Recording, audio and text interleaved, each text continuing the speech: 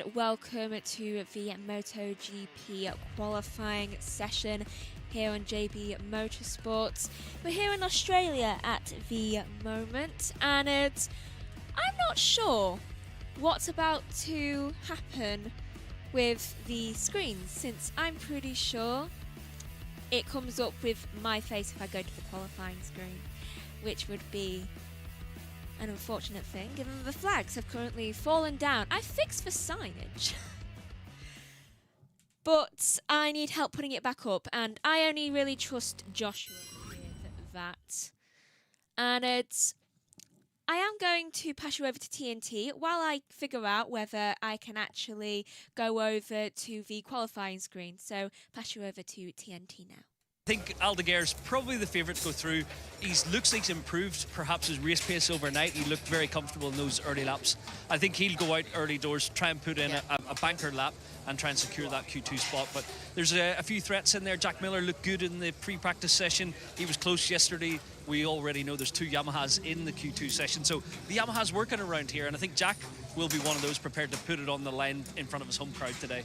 Yeah, well, not long to find out. And as we're looking at shots off Fermin Aldeguer, Frankie Carcetti will have definitely got him in good shape for this session ahead, the Q1 session. Let's go down and find out the very latest, though. Nat is talking to Michele Messini as we look at Carcetti from Gresini. Michele, just 0.005 of a second was all that stopped Fermin getting that automatic Q2 spot yesterday. So I know he was a little bit frustrated with that, but can you be optimistic that he can get through here? Yeah, we are optimistic for today to try at least to go straight to Q2 because, you know, yeah, only 5 milliseconds, but we are 3/10 near the third position. So optimistic with the speed. This morning went so well. We know that bsky had continued to have something more compare all the other riders, but we close a bit the gap in front. The other positive is he gets that extra 15 minutes of track time as well, and I imagine adapting. We know he's got a good record here, but on a Moto2 bike, to come here on a MotoGP it's quite hard to adapt, particularly this circuit, isn't it? Yeah, sure, it's like this, and also yesterday we missed a lot of laps more to put on the track because like every Friday for a rookie is a bit complicated. They need some more and more laps to put together to try to maximize the riding line, the riding style, and also to work on the electronics, the tires, and everything. And for sure the Q1 is a good opportunity to improve. Alex, another good session there. Are you confident he can get first, second row in qualifying today? Yeah, this is the target. Like always, we will try to start from the first row. This is crucial, especially here that will be really difficult to arrive at the second turn, you know, with the device, with everything. So will be our target like always. Thanks, Michele. Thank you. Yeah, they sound pretty set, Michael, don't they, on what they're going to do. And they are looking just so good out there. Yeah, both riders on their GP24 Ducatis making it work. Alex Marquez looked really solid yesterday, and Aldeguer likewise. So the Gresini machine is working, both riders in a good place. Alex is probably entering the weekend. He knows that he's gained some significant points on Pecco last time out. He wants to secure second in the title race, and he looks like he's in the driving seat to do so. Yeah, so regards for Min, probably favourite perhaps to go through in this. Two, of course, going through. They've also got Brad Binder and a couple of Hondas as well. Johan Zarco winner here 2 years ago, and also Johan Mir. They've struggled a little bit. Luca Marini put his Honda through to Q2 straight away. What have you made of the Hondas? The Hondas look good. Obviously, two mechanicals, which we don't often see, losing an engine yesterday and again this morning. Unlike Honda, but they're pushing the boundaries with the new engine. We know that they will have an 8th engine available to everyone this weekend. But yeah, Honda, the chassis seems pretty good. Zarco, another crash this morning. So not all plain sailing, but certainly a much stronger overall package again this weekend here in Phillip Island. Yeah, just seems to be managing a little bit of stability there. This session, though, about to start. Then Q1, 15 minutes, 2 going through to Q2. Let's head over to Neil and to Gav. Conditions changing all the time. Right, that's a perfect point to hand over to me. Yeah, so for those that don't know, flags have fallen down in the commentary box, meaning I, without help, cannot put them back up. Not only because I am not tall enough, but also because it's a two-person job. I did try. I almost did it. But that did not work out, and I didn't want to cause more damage to the box than already seemed to have happened. Which, by the way, was not my fault. I wasn't even touching it. I was sat on the chair when it decided to fall down. I'm thinking maybe the green screen might have knocked it. I don't see how that would happen.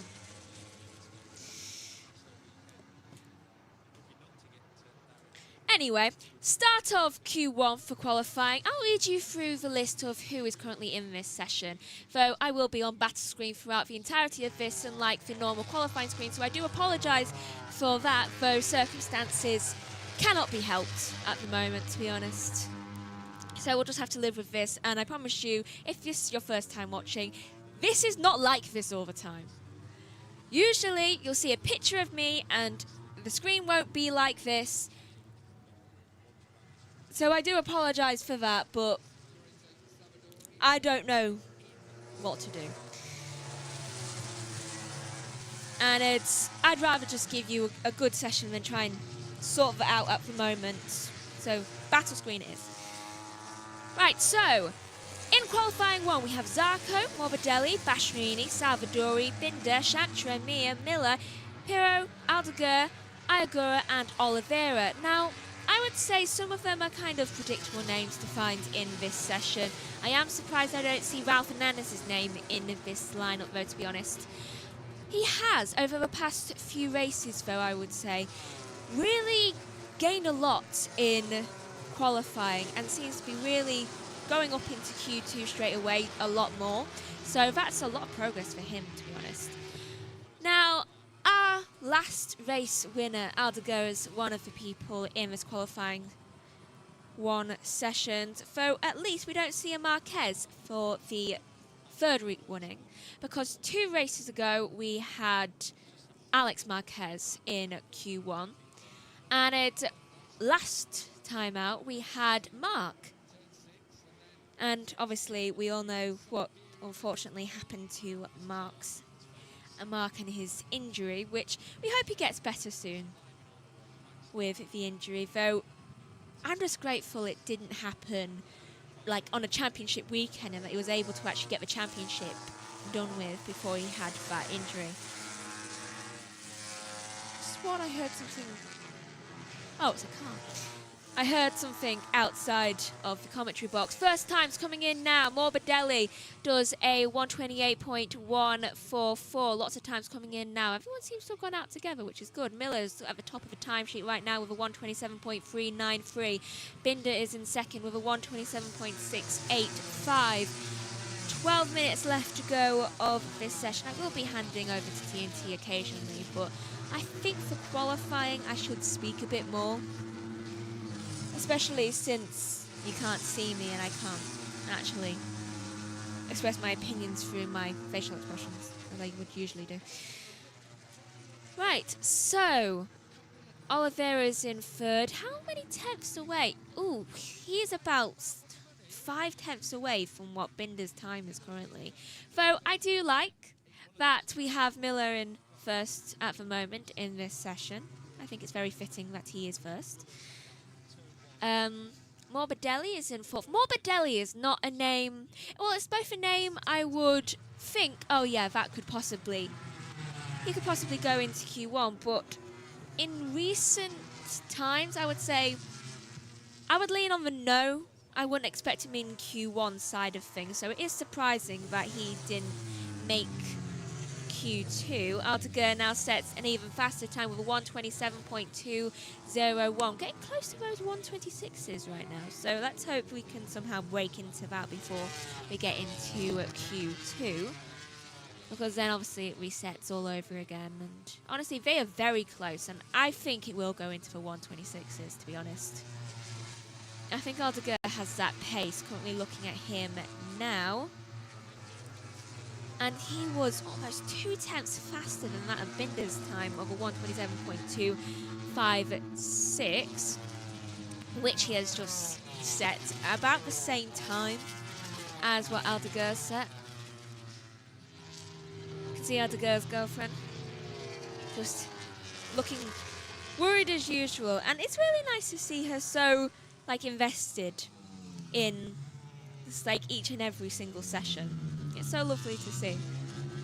I really wish he would worry her less with all the moves he does sometimes. Because honestly, I don't know how he pulls half of them off. He's always getting so close to them. It's very impressive from him. Aldeguer is yet again setting red sectors 1 and 2. So I think he might even be able to go faster than his time. Lost a little bit of time in sector 3 though. Crossing the line now. He doesn't go faster. I think that last sector really messed him up. And he's had to come into the pit lane. So yeah, something went wrong on that third sector. Actually, let's see if we can see it happening here. Since my timing screens are a little bit ahead. Oh, and I've only just noticed Joshua must have put the screen to how I asked. So thank you, Joshua. And if you know about the flags, I didn't do it. But, well, it'll get fixed soon. Hopefully. I've already halfway fixed it. I've done half a job. I'm just not tall enough to do the rest of it. Because I'm only like 5'4.5", I think, around the area. And you shrink during the day, so. Technically you get shorter throughout the day, which is a good fact.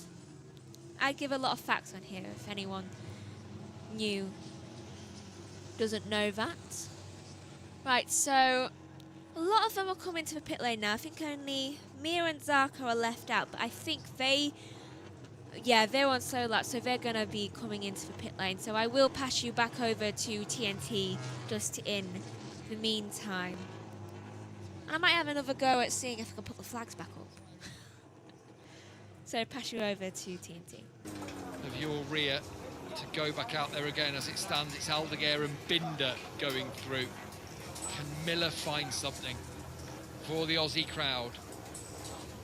Or is it just a little bit of a bridge too far? I think he can. It's got the feeling of he'll crash trying. Yeah. As in, he'll either do it or He might took the front. take it to over that limit. He's come up with the goods here in the past, as Miller. Well, even his first year in MotoGP on the Honda, do you remember? He was impressive. I remember well. He burnt his tyre out, Yeah. but he was battling well inside the top 5. Remember, he was very complimentary to me on the grid. Yeah. It was nice to have a chat with Jack. I can't remember that. All I remember is the big beak. In the recorded version of it, not live. So 6 minutes remaining. Aldeguer quickly back out. So Miller lost the wheel that he wanted with that change. It's one of those tracks. I know I've said it quite a bit recently, but a marker would really help on these long corners. So then do you wait if you're Jack and wait for Aldeguer to come back round? He's probably the person you want to follow. It's a tricky one, isn't it? Yeah, he's gone. Let's just go. He knows he can do it on his own, but if you can get the right wheel to follow, and as he'll be well aware, some people are going to want to follow him because I know Jack's going to put it all on the line. See that there from one of the Ducati engineers giving Jack a G up as he left pit lane. Is there a more popular MotoGP rider? No. Yeah, he's made friends everywhere he's been. He's just trying to find himself a little bit of room here. His teammate Miguel Oliveira trying to work some heat into his tyres, and actually Aldeguer has just left pit lane, and if you can get to Wrigley, no, they've lost the opportunity now, haven't they, of getting on to Firmin, who's all by himself. Front testing there into 2. They must be the ripples that people were talking about. The bike was moving a lot. It's moving on exit, but that's just because he's aggressive with the throttle.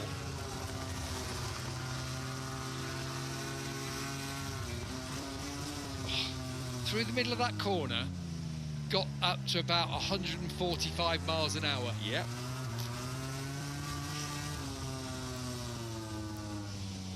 impressive because this is his first flying lap. So to have gone through the first split so quick shows that he's committed into one.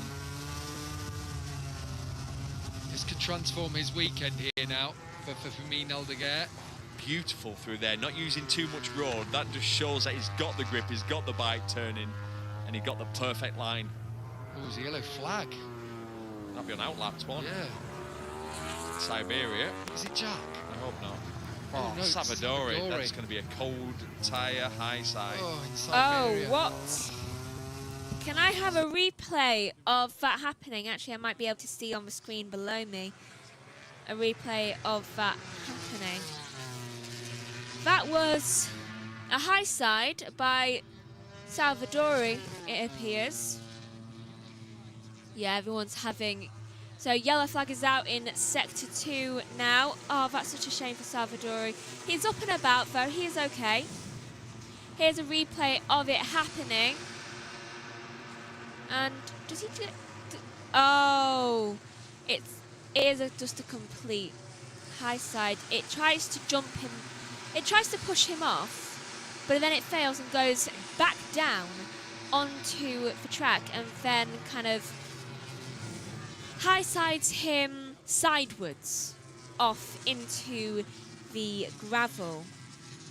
Thankfully, the bike did not hit him, and the Binder was right next to him, I believe. It was either Binder or Bastrini that was right next to him. Thankfully, they didn't have any contact with it, which would have been a lot worse, to be honest, on a scale of, like, risk, if he had been involved. But thankfully, he has not been involved, though yellow flag has now been rescinded. Salvadori seems to be okay, though he's wrecked his bike completely, I would say. Well, not completely. I reckon they might be able to get it done for tomorrow, but I don't think that it will be done for the sprint in a couple of hours. I would take him to the medical centre personally. He might not need it. I'm just thinking because he did have a high side that should be the protocol, but he's up and walking and seems completely fine. So I'm going to pass you back over to TNT for just a minute, because they might have more information than I do on the high side. Is on a half-decent lap, though, here. Joe Cecchinello watches on intently on the pit wall for Zarco. Brad Binder, first sector, in touch. Was Aldeguer wide then? I don't know if he was. Might have lost a bit of time. Let's have a look. Through Siberia, second split. Yeah. 10th off. Oh. If we can see it on the screen, it feels bad on the bike. Again, Miller, second split underneath Aldeguer's time. Yep, as is Brad Binder as well, halfway round. Mia's close as well. Aldeguer under pressure, this is actually. where you can get your pocket picked when you don't expect it at all. Miller under through the third split on this occasion, so's Binder. So Aldeguer, who's right in touch actually with his own time. This is nip and tuck stuff here with a minute to go. Yeah, he got that. Oh, wow. Okay. And that'll affect his next lap. Yep. That's it. You're right. That is Aldeguer done. You are right. Oh, that's what happens when you get on the gas too early. Too early. It was a perfect example of it. You talked about what... Right, so Aldeguer currently in first. Apparently he has made a mistake for everyone on the last flying lap right now. I think Miller's going to definitely go for it right now. So incident involving Salvadori and Binder currently under investigation. Why does it need to be under investigation? Here is... Okay, so this is what Aldeguer did. He just got far too... His bike just started wobbling far too much and he lost what time he would have increased. Oh, he would have got into the 126s. That is actually really annoying. I was really hoping to get into the 126s today. Never know. Zarco, who is actually doing a red sector 2 right now, he might help. He might bring that into fruition. And what are the two KTMs looking at? they are going very slowly. Binder, why are you, don't slow down. For some reason, Brad Binder decided it would be fun to go very, very slowly right now. Zarko, why are you celebrating? Are you angry? Oh, I know what's happened. So I was looking at the timing screen, so I didn't see. I think they've just ruined Zarko's lap time. Yeah, so that isn't him looking like he's celebrating. That's him being like, what are you doing? Yellow sector 1, that'll be for the gravel, don't worry. Since you can, I think you can see that on the screen. Yes. Right, so. Stewards, Zarko and Binder currently under investigation. Binder, you are involved in 2 investigations right now. Not a great day for you. In fairness, the first one, wasn't your fault. I don't know why you're getting investigated when it was clearly a high side. Since I was checking that you didn't get hit and you did not get hit. But here, yeah, he kind of ruined Zarko's lap time. Though, in fairness, Zarko saw where he was going. Binder might have moved. He might have abandoned his own. I don't even think he was doing a fast lap time. But Zarko gave up his lap time and, oh, they're right next to each other right now. That's not a place where you want to be. So, Binder under investigation along with Zarko. I'm going to read you out the results right now. So, Aldeguer finishes in first with a 127.071 with Miller in second. Oh, Miller got through to Q2. That's brilliant for him. With a 127.080. He's really having a really great time with this, to be honest. They both go into Q2. Not going through to Q2 is Binder in third with a 127.109, getting another replay from a different angle of the Binder incident. Mia in fourth with a 127.280, Zarko in fifth. Oh, it's Binder. Sixth is Oliveira, Morbidelli is in seventh, Ayagura is in eighth, ninth is Salvadori, Bastianini is in 10th, 11th is Shantra, and Pirro is in 12th. Finishing in last a lot today. Maybe I'm definitely not his good luck charm. I could have sworn something was on that screen, but no. My mind's playing tricks on me. It's very late at night. Okay, so that's the end of Q1. Currently looking at Jack Miller. I'm going to pass you back over to TNT for now. We'll talk about that incident in a moment. Let's talk about Firmin Aldeguer, who you could consider also to be a little bit lucky there, despite getting the fastest lap around with what happened with the 2 riders behind him. Yeah, quite fortunate at the end there because he had a good last sector, obviously, in his previous run. But the moment that cost him the final lap and obviously the opportunity to go again, but luckily enough this was fast enough to get the job done. So yeah, he gets through. He was the favourite. He made it happen, and yeah, he looked good those first set of laps. But yeah, I think there was a little bit more out there for Firmin. He'll know now he's through to Q2. He'll put it all together and try and get into the 26-second range, which I think he's capable of now. Yeah, so he was able to do his fastest lap of the weekend just then. In second place, Jack Miller, thrilling the local fans. Obviously, we felt, and I think Gav said, it's win or bin. He's going to get through or he's going to crash, and he managed to put it through. Yeah, put it all on the line there. Jack, he looked good. First 3 sectors of the lap, pretty much, he's right in touch with the Ducatis. The Yamaha missing out on maybe a little bit of speed to the line, but yeah, Jack is through to Q2. Exactly what he wanted today. So in front of the home fans, he has delivered and sets himself up for a shot at the first couple of rows of the grid, which gives him an opportunity. The Yamaha's working here this weekend. He's looking good. Fabio's looking good. Rins is strong as well. So yeah, good day for Pramac and for Jack.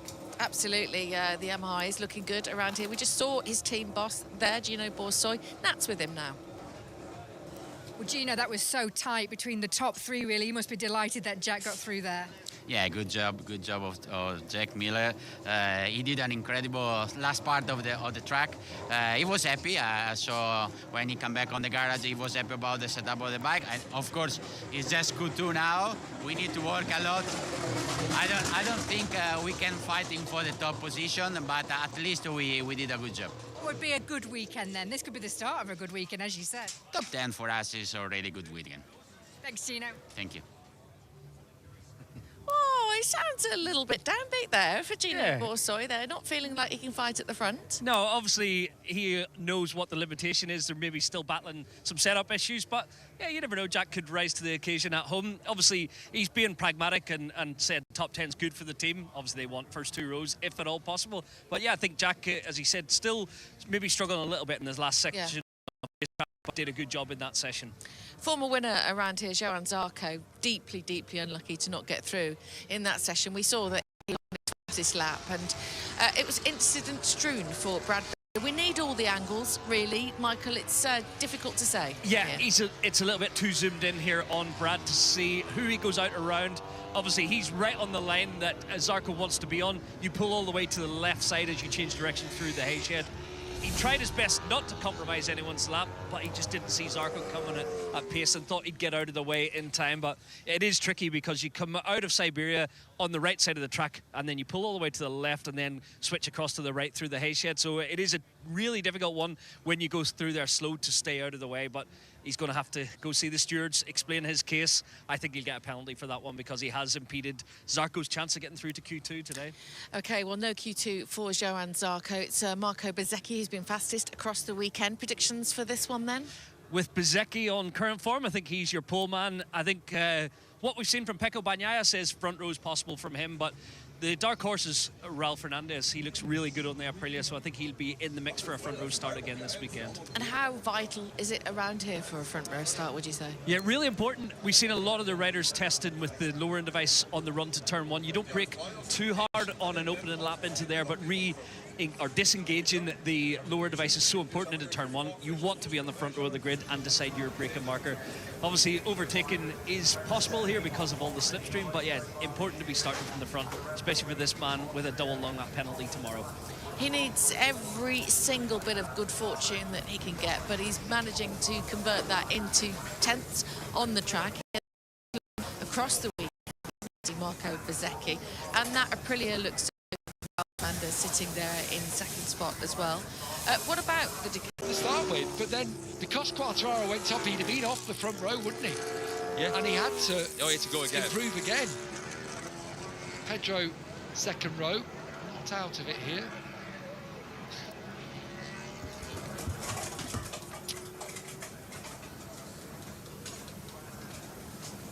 What's going on here then, Gav?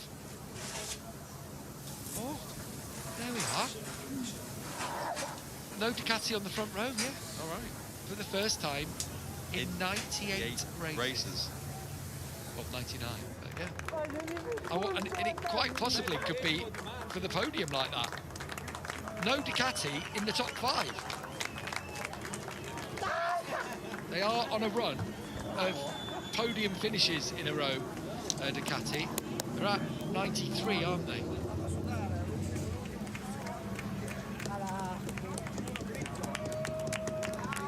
Right, so after many technical difficulties where OBS decided it wanted to shut down literally and have a full-on panic attack towards me and go all red and orange. Joshua, if you are watching, you know what that means. We are finally back. Unfortunately, we missed the entirety of Q2. I was watching it though. Alex Marquez crashed twice. I will read you through the run-through right now of who is in what position.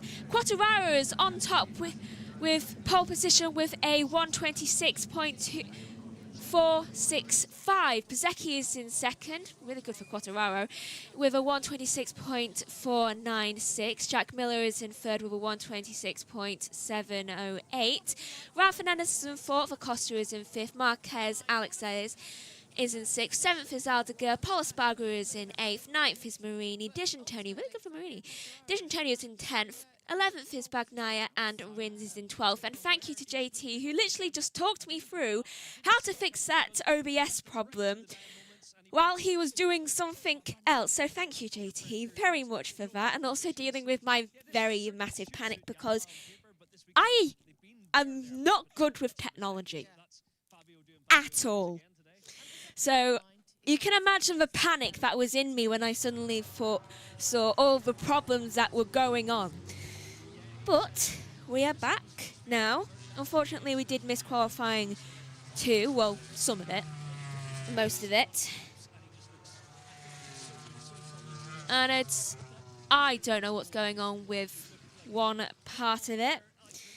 But I do apologise for all of the technical difficulties and things. Apparently, this session hates me. I'm trying not to take it personally, but honestly, it's making it a little bit difficult. Right, I'm going to pass that back over to TNT just for a minute, just so I can inform Joshua of what has been going on and how I need coffee. But it's late at night, so I can't have coffee. So over to TNT. Off the front row, the grid, Fabio getting pole, bumped him down, but Jack put it all together on the last lap and regained the front row. So yeah, what a day for Jack Miller and the Pramac team. The Aussie crowd are about to go off. Well, Jack Miller on the front row. He's actually the first Australian to put his bike on the front row since the man that you're looking at now, Casey Stoner. Sorry to interrupt. Terribly rude. Jack Miller on the front row, how are you? Not too bad. How you doing? Yeah. Good to see you. You're obviously about to go and do a parade lap, and you've been quite busy recently. Yeah, there's been a little bit of travel as well, but fortunately not too busy. I've been able to actually get to MotoGPs and enjoy them, especially in Misano. I didn't really have any commitments and work, so I actually got to go out on circuit, watch everything and sort of be where I wanted to be, and it was one of the most relaxing weekends I've had at a track, so it was very nice. I'm glad you had a nice time, but I'm hoping that's not you saying that you didn't want to be presenting the show with us. No. But no, it's actually been just really nice to be at a race. With normally every single time I come to a race, there's commitments, things I have to do, places I need to be, and there wasn't there. And it was quite a surreal moment being able to sort of just go and watch when I wanted to watch and go and have a rest when I wanted to have a rest. So it was, it was a very, very strange sort of weekend for me for sure. Oh, how lovely to experience that. Obviously, you've got a bit of work to do this weekend, but Jack Miller putting his bike on the front row, the first Australian to do that since you did it. So it's been a little while, but what have you made of his form this weekend? No, I mean, he was quick from pre-practice 1. I was over doing an event across, and everybody was very, very happy to see Jack, hit the top of the timesheets then. And quite funnily, I was watching him on that first lap, and I saw him lose the rear end on that Q2. Lost the rear end a little bit through Hayshed, and I thought, oh, he's not on new tyres because he's used his softs, at least a couple of them in the first session. And then noticed he was on the hard, and then he was on the hard again, I think, for that last one. So there might be a bit of a surprise there that the soft tyre isn't working quite as well as you'd think around here, as he seemed to get the job done, on the harder compound. Okay, well, I think you've got to go and do some work now, so we'll leave you to it. Enjoy your lap. Thank you very much. Okay, thank you very much. Right, let's wander back here. I saw Casey behind us, so I thought, well, why not? And always great to have a little chat with Casey. Hello. We've got Neil Hodgson joining us. We've got world champions all over the place, coming out of our ears. He's in his leathers again. He's always in his leathers, isn't he? And here we go. He's just about to go out and do a parade lap. In this wind. Brand new leathers. Rather him than me. It's not Look cold. at him though, he's still in shape, isn't he? It looks fantastic. I reckon he can still do it. Also, he probably can. Yeah, you wouldn't bet against him. No, you wouldn't. He's in good shape as well, health-wise like and everything. Yeah. Yeah. What did you make of that qualifying session? We were just saying then, just off camera. How good was it? I love it when it's like that, completely upside down, not what you were expecting, and it just bodes well for this afternoon. The race is going to be brilliant, isn't it? Because there's going to be so many riders really fancy the chances. Yeah, I mean upside down, but not really upside down. It's just from you sort of following the thread this weekend, really, and Bez has kind of had to put up with quite a bit, really, hasn't he, today so far? Yeah, it was a bit messy, wasn't it, early on? And he got a bit grumpy, obviously. I was shocked to see... What's wrong with you? Didn't he not deserve to get grumpy? He's on a fast lap. Yeah, well, You moan when they're friends. You moan when they get grumpy. What do you want? Ooh, you sound like me mum. Oh, that's such a that's Hey, an that's the honour. best compliment I could ever give you. Take that as the biggest treat ever. Biggest one, but you did sound like me mum. And my answer is I don't know what I want. I'm just generally a bit grumpy. No, I was just shocked at his mates. They are his best buddies. Yeah, but And when you're on the track, like, you're rivals, aren't you? absolutely, but you don't go like this to the ref. Yellow card. It's not the ref. Yeah, and actually you That's do. what you're doing. That's what he's doing. So it's extreme. Don't get me wrong. He's coming around the fast zone corner, and 100% Pecco's in his way. He's going slow, and that's the racing line. But Luca Marini's on the edge of the track trying to keep out of everyone's way, so and that's not affecting anybody. But then obviously this was the reaction, and I'm sure he's giving it to Marini as well. I think he's giving it to them both. He's giving it to Pecco. Look, well. Let's hear from the local hero then. I think everybody's absolutely delighted that Jack Miller is on the front row. Let's find out what he's got to say.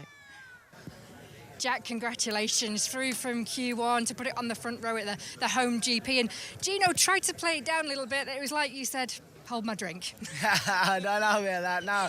I was honestly really shocked, even on the first run there. You know, I was just really happy to get through Q1. And then with the used tyre at the beginning of Q2, I put the hard front for the first time in over the weekend. And was really, really happy with the initial feeling of that, and we improved the time on the used tyre, so I was stoked on that. And then the second one, I struggled, honestly. I went out of pit lane, and it was like, I don't know if the tyre was cold or something was going on with it, but yeah, I nearly high-sided as soon as I literally come out the end of pit lane and turned into one. It just came around on me. I thought, that's weird. Went into two, it did the exact same, and I had to stand up and go through the gravel. And I spent like 2 laps nearly just trying to scrub the tyre and trying to get some temp in the rear tyre. But yeah, thankfully I caught on the back of that group with Fabio, and honestly I thought, you know, I've done a bad lap here because he got me, especially in like messed up the last sector, and he pulled a bit away from me in the last corner. So I was a bit disappointed with that, but then I come over the line and it was like a 26.7. I was like, oh geez, this lap must have been good, and sure enough it was. How are you feeling for the 2 races? And I mean, there's nothing like a home GP to give you that extra bit of motivation, but how are you feeling on pace and setup? No, pace feels good, honestly. Yesterday I was a bit disappointed in the practice one, but you know, after we hit the ground running pretty good, but then we just didn't make the steps we needed for practice. So hence the reason we had to go through Q1. And no, I feel good on pace. We made the bike a little bit more stable this morning without compromising anywhere else. So looking forward to the race. I feel like we can pass here. You know, we've got a lot of, but you know, it always creates a lot of overtakes this track. So no, looking forward to the race this afternoon, and of course the long one tomorrow. Well done, Jack. Cheers, thank you. Well, if anybody deserves a little bit of luck, it is Jack Miller, and that's for sure. He was talking about his tyres there. Casey also talking about the tyres around here. Yeah, putting the hard front in and giving him a little bit more feeling, and happy with the performance gain he got, which is a nice feeling. And you go into the Q2 session, probably didn't anticipate that, was maybe just using up a hard tyre to run in combination with his used tyre from Q1. Found an advantage, put it all together with that tyre, and then, as he mentioned, 2 moments across the gravel, then finally got the rear tyre up to temperature, put it all on the line. That takes a lot of commitment, is one thing, but also you have to push through that barrier when you've already had moments on it. But yeah, put it all together. What a day for him. Yeah, absolutely. Well, great news for Jack Miller. Front row of the grid for him, and a pole position for Fabio Quartararo. Let's hear from your poleman. Fabio, congratulations. Another 126.4, but an all-time lap record this time. Around here, how did that feel? Fast. Felt super fast. I mean, I didn't expect to be on the pole because we saw Marco how fast he was all the weekend. But, you know, this is one of my laps where I can disconnect the brain and be super fast. I was really, really surprised when I see the 26.4. The goal was to be more or less 26.7. We'll have been a great lap, but, you know, 26.4 is good, and I think we can be really happy about that. What about race pace for the sprint and for the race tomorrow? We know, obviously, Bez has been really strong, but he's got that penalty to consider on Sunday, hasn't he?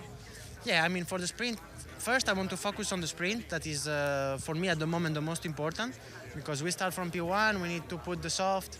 So Yeah, I think that we have the pace with the soft, not Marco pace, but I think we have a podium pace. But you know, having the pace is one thing, but fighting with the others is another one.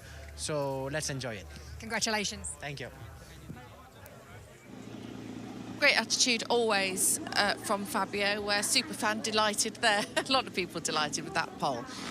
How much of an advantage does that give him tomorrow in the main race, with the fact that, of course, Bez has got a double long lap penalty? Yeah, he has his best opportunity to win a race since Silverstone. Obviously, he should have won that race. He was very unlucky at the technical issue. He checked out, and he has the opportunity, certainly on Sunday. It's the opportunity in the sprint race, but I think Bez's pace is better, definitely. But come the main Grand Prix on Sunday, the fact that Bez has got a double long lap penalty, starting from pole position, really gives him the chance, and you can see what it means to him. I loved him saying about him disconnecting the brain, and to put it into some sort of context, there's certain tracks you have a feeling with, and it's like, it almost sounds like, oh, you just go crazy. You don't. You just take a little bit more risk. You go into turn one, you let the brake off, and you hold your breath. You genuinely do, and you're like... I'm just going to interrupt him, just while we wait. I don't know whether Bezzecchi has done his interview yet, since... Well, I've just been kind of processing things in my mind about how chaotic this session has been. I've never had a more chaotic MotoGP session to myself, and I never want to have that kind of chaos again.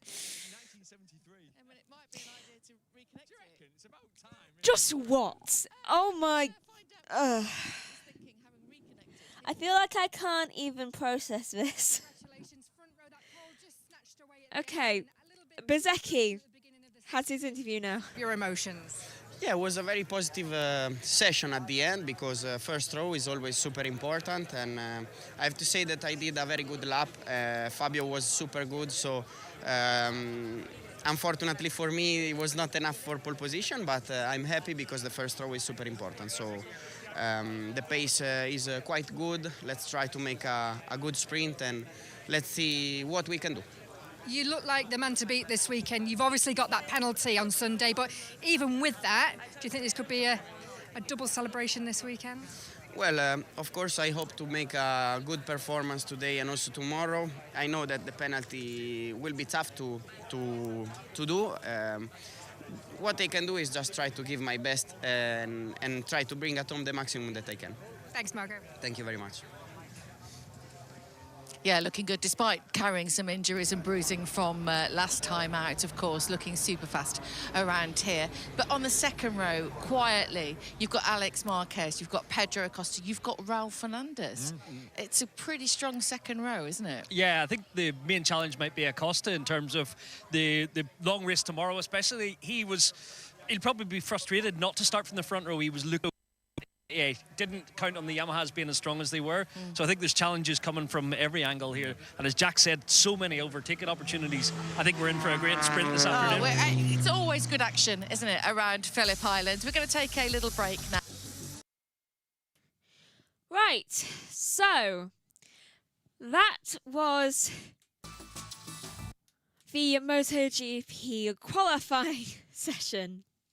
Thank you for sticking around, everyone, in this very chaotic day that has happened. And I swear this box hates me. Honestly. Or at least it hates me today. And this is not me encouraging the box to do anything. I'm pretty sure it's sentient. I said through text that I'm pretty sure it hated me, and all of a sudden it decided to do whatever it did with the OBS. It genuinely hates my guts. Please join us in a few hours' time. You'll see on the channel about the times for the sprint here for MotoGP, as well as other things on the channel this weekend. I think both on here on JB Motorsports and JB Motorsports 2. Thank you for watching. Like, really, really thank you for watching this chaotic stream. Like, 2 chaotic streams, to be honest, over the course of 2 different channels. So thank you for watching. I hope you enjoyed, and please know this is not always like this. It's a lot less chaotic normally. But do you know what? This is what it's like today. Or at least in this stream, it better not be like this in any other stream. So thank you for watching. Goodbye.